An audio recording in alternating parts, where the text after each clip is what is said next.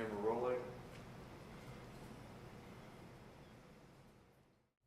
You will get told you are like a kumquat, pockmarked and bitter, a fruit destined for birdseed and roving fingers, round and orange. Your fate is to be plucked off of high branches and defiled by foreign teeth. You are expected to say nothing because you cannot reject something as ingrained as agriculture.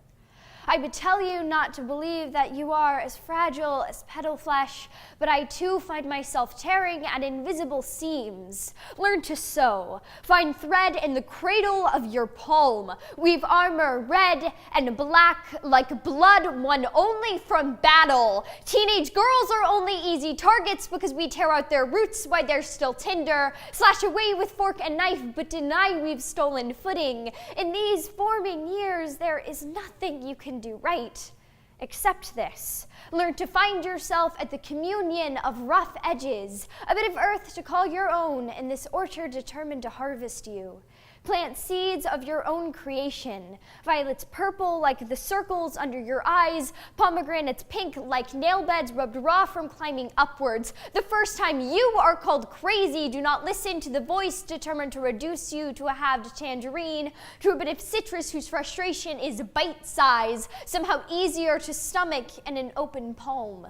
Get used to the sound of your own voice. When they call you shrill, don't stay quiet to pacify ears unfamiliar with the female register. After all, it is the sopranos who break glass ceilings. When the shards are thrown back at you, refuse to swallow them like persimmons. Instead, gather them up. Weave them into a crown of your womanhood, the empress of sinew and hip bones.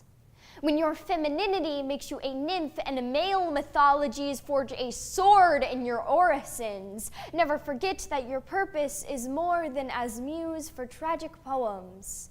Passion in young women is regarded as sorcery, and while we no longer burn witches, we still find ways to ink over their spells. If all else fails, write yourself a garden. Knit thickets of words you hand-picked like strawberries, plant verses like tulip bulbs, poetry that blossoms in the spring.